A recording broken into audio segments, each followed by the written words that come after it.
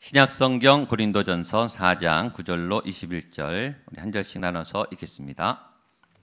고린도전서 4장 9절로 21절 제가 먼저 읽겠습니다. 내가 생각하건대 하나님이 사도인 우리를 죽이기로 작정된 자같이 끄트머리에 두셨으며 우리는 세계 곧 천사와 사람에게 구경거리가 되었노라.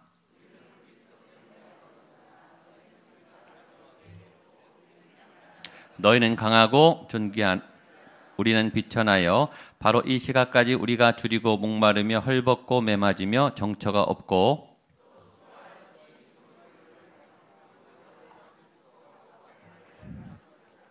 비방을 받은즉 권면하니 우리가 지금까지 세상의 더러운 것과 만물의 찌꺼기 같이 되었도다. 이것을 쓰는 것이 아니라 오직 너희를 내 사랑하는 자녀같이 권하려 하는 그리스도 안에서 1만 스승이 있으되 아버지는 많지 아니하니 그리스도 예수 안에서 내가 복음으로써 너희를 낳았음이라.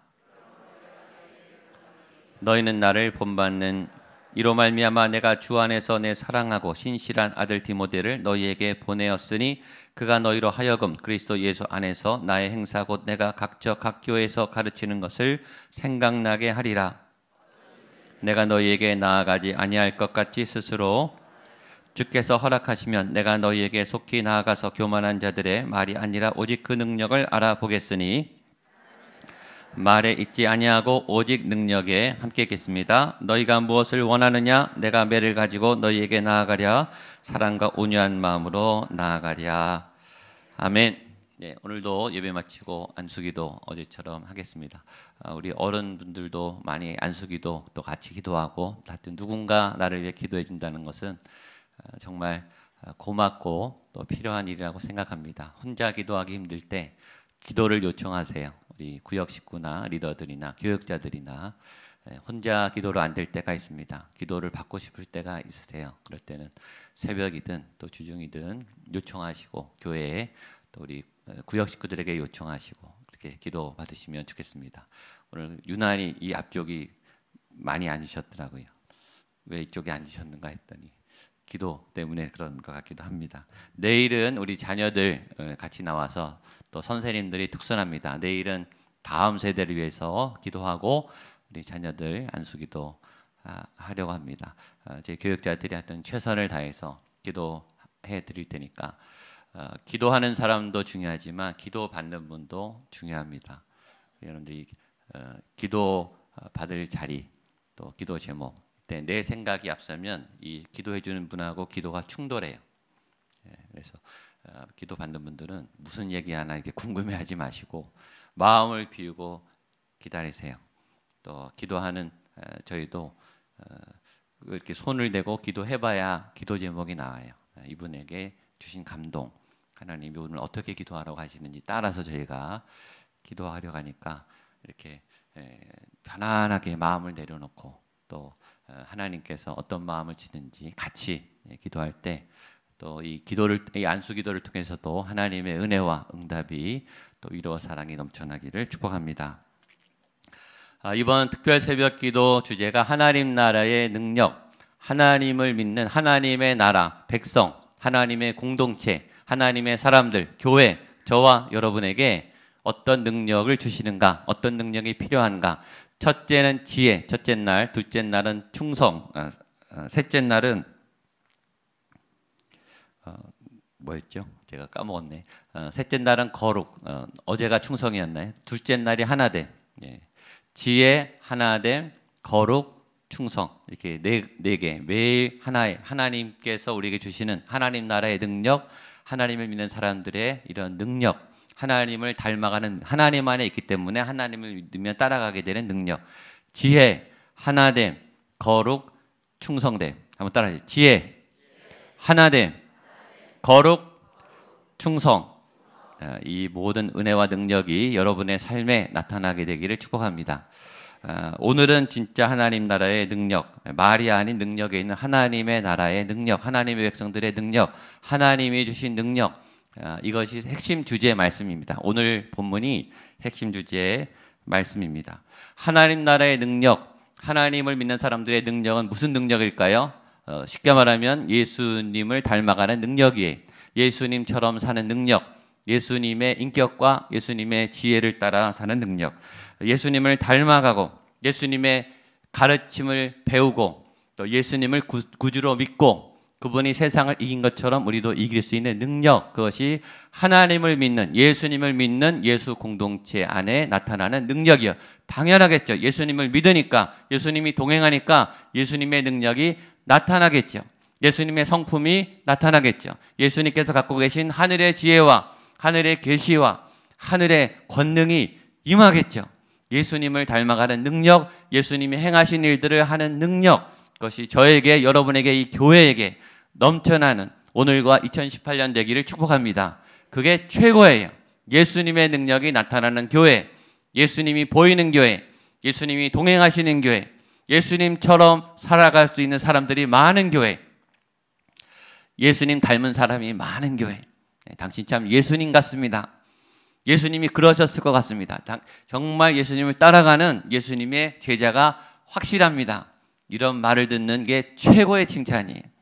예수님을 닮아가고 예수님처럼 살아가는 많은 성도님들 되시기를 축복합니다. 2018년의 목표가 아마 그것이 되었으면 좋겠습니다. 그러면 예수님을 닮아가는 능력이란 무엇일까? 우리의 기대와는 다를 수 있어요. 오늘 하나님의 능력의 핵심 본문입니다. 그것은 세상을 따라가지 않는 능력이에요. 세상에 휘둘리지 않는, 애굽의 가치관을 따라가지 않는, 많은 걸 좋아하는, 큰 걸 좋아하는, 높은 걸 좋아하는 그런 세상의 흐름, 사람들이 좋아하는 것들에 휘둘리지 않는, 사람들의 정욕에, 사람들의 소문에, 사람들의 박수에 휘둘리지 않는, 세상을 초월하는, 그렇죠? 세상을 이기는, 세상을 압도하는, 박수와 부러움을 받는 게 아니라 존경을 받는, 그 존경은 섬김의 존경이고 희생의 존경이고 피의 존경이죠. 자기를 부인하고 십자가를 지는, 우리의 기대와 달라요. 얼마든지 잘 먹고 잘 살 수 있지만 그런 삶을 거부하는, 손해보는, 희생하는, 그것이 예수님의 가르침의 핵심이죠. 거기는 외롭습니다.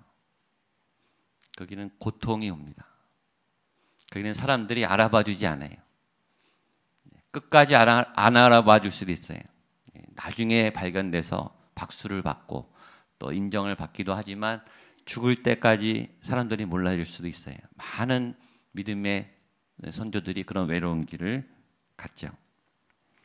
우리의 지성과 입술은 자기를 부인하고 예수님을 따라가고 희생해야 된다라고 말하고 설교와 나누면 잘해요. 근데 그것이 내 삶의 고통으로 올 때는 견디지를 못해요. 내 삶의 고통일 뿐만 아니라 내 믿음 때문에 우리 자녀가 고통을 받을 때는 더 못 견뎌요. 내가 예수님을 선택함으로, 예수님을 따라서 손해보는 것을 선택함으로 그게 내 자녀에게 피해가 간다. 근데 요새 부모님들은 더 용납이 안 되죠. 원래 기독교의 핵심은 십자가예요. 그리고 예수님을 따르는 능력의 핵심은 십자가를 지는, 죽을 수 있는, 손해볼 수 있는 능력, 그것이 오늘 본문이 말하는 하나님의 능력입니다. 그게 우리의 이 본능과 역행이에요. 우리의 본능은 생존을 위해서 몸부림치게 돼 있어요. 살기 위해서, 먹기 위해서, 자도록 어떻게든 이 생명이 살아나는 방향으로 몸부림치기 때문에 그 생명이 살아나는 현실과 타협을 해요. 그래서 위기의 상황에서 비겁한 선택을 해요. 살아남아야 되니까. 그건 본능적인 거예요. 육적인 강한 힘이죠. 그래서 이 본능을 꺾고 나를 죽이고 나를 희생하고 양보하는 데는 위로부터 부으시는 은혜가 필요합니다. 그래서 진짜 은혜가 필요한 거예요.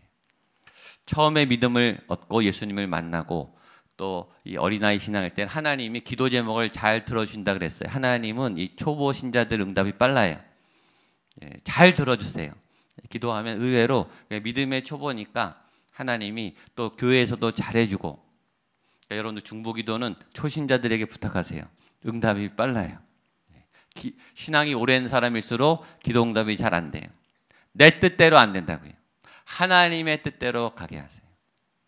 근데 그 분기점에 시험이 와요. 처음에 예수님 거 잘 믿고 교회가 좋고 사람들이 잘해주고 응답이 오니까 막 신나요.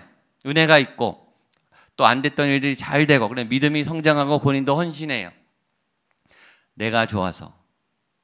그러다가 어느 성숙한 분기점에 그런 일들이 생기지 않고 고난과 시련이 오고 하나님이 나를 따라오는 게 아니라 이제 내가 하나님을 따라가야 하는 이제 청소년기를 거쳐 믿음의 청년기, 이제 독립기, 성숙한 믿음에 이르면 하나님이 하나님을 따라가게 하세요.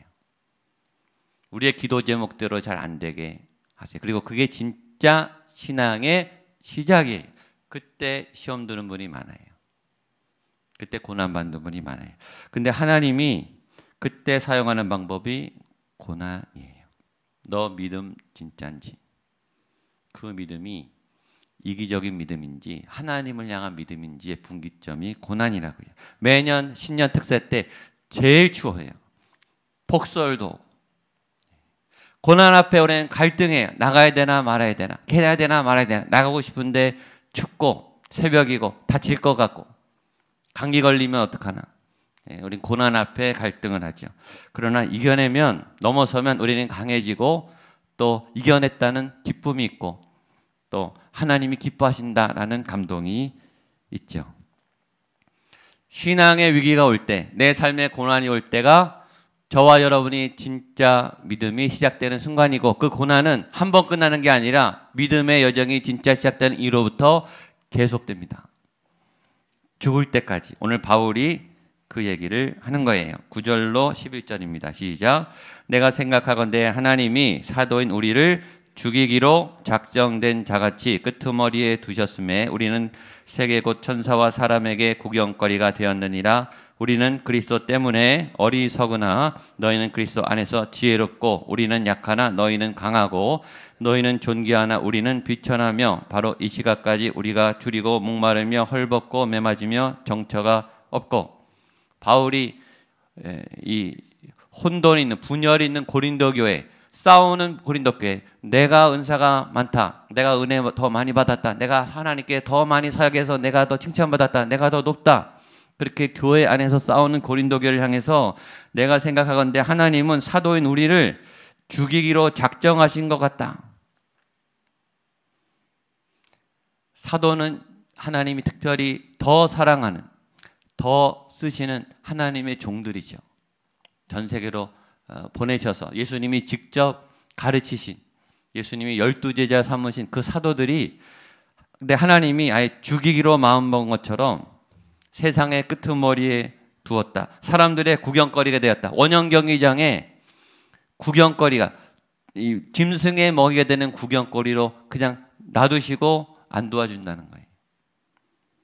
그런데 고린도 교회 안에 있는 너희는 지혜롭고 강하고 존귀하고, 사도인 우리는 어리석고 약하고 비천하고 줄이고 목마르고. 어느 게 진짜냐, 그 얘기를 하는 거예요. 그리고 사도 바울은 그 헌신과 희생에 대한, 그 하나님에 대한 인도함을 원망하지 않는 거죠. 신앙의 모순이에요.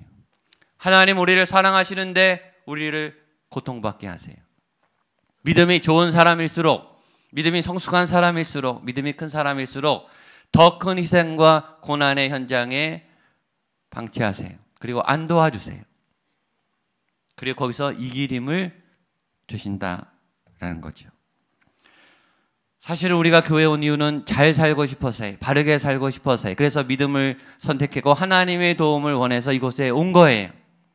그런데 하나님이 우리의 믿음이 성숙해지면 우리를 다시 세상 가운데, 위험한 가운데, 아주 위태로운 현장에 보내셔서 사람들의 비방거리와 구경거리와 웃음거리가 되게, 그런 천한 곳으로 우리를 내모신다라는 거죠. 10절 11절입니다. 한 번 더 읽겠습니다. 시작. 우리는 그리스도 때문에 어리석으나 너희는 그리스도 안에서 지혜롭고 우리는 약하나 너희는 강하고 너희는 존귀하나 우리는 비천하여 바로 이 시각까지 우리가 줄이고 목마르며 헐벗고 매맞으며 정처가 없고.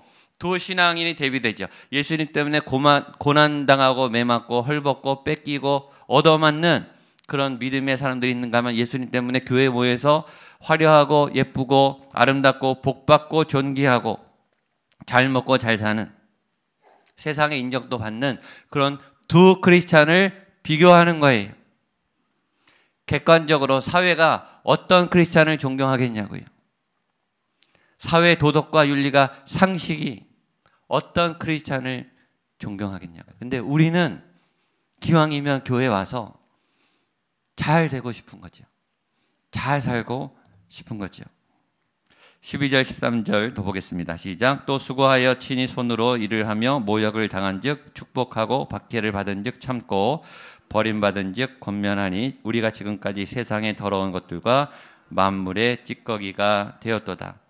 또 하나님이 돈도 안 줘서 직접 일을 했어요. 바울은 자비량으로 일했어요. 그런데 모욕을 당했고 박해를 당했고 그래도 축복했어요. 버림을 받아도 용서하고 세상의 더러운 것과 만물의 찌꺼기가 되었어요. 왜 그러냐? 내가 예수님을 사랑해서 내가 예수님 때문에 이 고난의 매를 맞는다. 그리고 예수님은 이것을 허락하셨고 나는 감당하고 있고 나는 이 삶에 대한 후회가 없다라고 말하는 거죠. 나는 왜 열심히 기도하고 있는가? 우리는 왜 열심히 내 영혼이 갈급해서 하나님을 예배해야 되는가에 대한 이유와 본질을 바울이 정확하게 얘기하고 있는 거예요. 내가 못해본 성공을 위해서, 내 삶의 안정을 위해서 그렇게 간절히 기도해야 되는가? 물론 기도 필요하죠. 그렇게 기도해야 돼요. 그러나 그 기도의 차원을 넘어서 이제는 우리가 믿음 가운데 세워지고 하나님을 알면 오히려 고난이 있는 현장에 나가서, 힘들어하는 현장에 나가서, 아무도 하려고 하지 않는, 아무도 맡으려고 하지 않는 현장에 나가서 그 일을 하는 것이, 그것이 예수 믿는 사람들의 진짜 믿음이죠. 그게 진짜 아니겠습니까? 객관적으로. 그렇죠? 교회가 부유하고 교회 안에서 다 복을 받고 다 건강하고 얼굴이 뺀질뺀질하고 삶이 다 럭셔리하게 살고 세상의 교인들을 존경할까요? 교회 안에 모여서 자기들끼리 잘 살아요. 고난도 없고 병도 안 걸리고. 세상은 아픈 사람들, 힘든 사람들, 가난한 사람들이 넘쳐나는데 교회는 날마다 부흥하고 좋은 사람들, 잘난 사람들이 뭐예요? 세상이 그 교회를 존경할까? 그 믿음은 진짜일까? 사실 우리는 그렇게 살고 싶지 않아서 예수님을 믿었는지도 몰라요. 비참하고 싶지 않아서, 가난하고 싶지 않아서, 아프고 싶지 않아서 예수님을 믿게 됐는지 몰라요. 그러나 정말 우리가 믿는 예수님의 진짜 믿음의 능력은, 예수님을 믿는 능력은 십자가를 지는, 고난을 당하는 능력이에요. 예수님이 객관적으로 보세요. 무슨 사회적 명성이 있었어요. 33살의 청년에 죄인의 몸으로 십자가에 못 박혀서 벌거벗겨서 처참하게 죽었어요. 우린 그 예수님을 바라보고 따라가겠다고 온 사람들이에요. 무슨 사회적 명예나 박수나 재정적 이익이 있었습니까? 사도 바울 똑같아요. 잘 나가던 사람이 중간에 담에석에서 부름받아서 평생 하나님 앞에 뺑뺑이 돌고 죽도록 매맞고 유라굴로 만나고 마지막에 참수형당해서 그냥 죽었어요. 자기가 그렇게 세웠던 교회들이 로마의 압제에서 무너져가고 자기가 전도했던 믿음의 사람들이 잡혀가서 죽고 그 소리 들으면서 죽었다고요. 그게 진짜 신앙의 여정인 거죠. 근데 바울은 그런 삶을 알면서 계속 끝까지 간 거예요. 여러분, 그게 진짜 하나님의 능력이에요. 세상이 추구하는 길을 거부하고 고난이 있는 걸 알면서 죽을 걸 알면서 예수 그리스도의 사랑 때문에 그 길을 기꺼이 갈 수 있는 능력. 그래야 세상이 놀라죠. 그래야 세상이 존경하죠. 존경의 권위는 희생의 권위에 있습니다. 15절입니다. 시작. 그리스도 안에서 일만 스승이 있으되 아버지는 많지 아니하니 그리스도 예수 안에서 내가 복음으로써 너희를 낳았다. 내가 너희를 낳았다. 이 스승, 내가 스승이 아니고 멘토가 아니고 너희의 아버지다. 너희의 엄마다. 이 부모와 스승은 다르죠. 이 친밀도랑 이 희생의 정도가 달라요. 마지막까지 보겠습니다. 19절 20절 시작. 주께서 허락하시면 내가 너희에게 속히 나아가서 말이 아니라 오직 그 능력을 알아보겠으니 하나님의 나라는 말에 있지 아니하고 오직 능력에 있다. 이 하나님 나라의 능력, 부모됨의 능력, 희생의 능력이에요. 이 자녀를 얼마나 키우는 게 힘들면 요새 아이를 안 낳겠어요. 낳고 싶지만 너무 힘들다 하니까 못 낳는 거예요. 부모도 망설일 만큼 자녀 양육은 힘들어요. 생명을 걸고 진액을 짜내야 그것도 어느 정도 따라갈까 말까죠. 전 여성이 아니 모르지만 모든 어머니 자녀를 낳을 때 목숨을 걸고 낳죠. 그러니까 자녀가 귀하죠. 희생을 했기 때문에. 자녀는 절 모르다가 나중에 그 고마움을 알죠. 제 아내가 첫 아이를 낳고 막 울더라고요. 그래서 그렇게 저는 아픈 줄 알고 우는 줄 알았는데 낳자마자 엄마 생각이 났다는 거예요. 이렇게 아프게, 이렇게 죽을 만큼 이 고통으로 내가 생겼구나. 그때 아는 거죠. 여러분, 누군가 나를 자기를 희생해서 자기는 손해보면서 나를 살려냈다. 그건 가장 큰 감동이에요. 내가 그럴 정도로 귀한가? 내가 그런 사랑받을 만한 자인가? 라고 돌아보면서 너무 고마워하는 거죠. 그게 예수님의 사랑이죠. 예수님이 예수님을 죽여서 나를 건질 만큼 내가 그럴 가치가 있는 사람인가? 난 이해는 안 되는데 고마운 거예요. 그게 희생의 권위죠. 희생의 능력. 그만큼 나를 사랑한다는 의미니까. 세상은 그런 그리스도의 사랑을 필요로 하죠. 그건 보통 믿음으로 되는 건 아닙니다. 지금도 세상은 그런 교회의 사랑을 필요로 하죠. 그것은 말에 있는 게 아니에요. 내가 너희를 돕는다, 기도한다, 중보한다, 잘 해보겠다. 그게 아니라 현장에 가서 피를 흘리면 되는 거예요. 손을 보면 되는 거예요.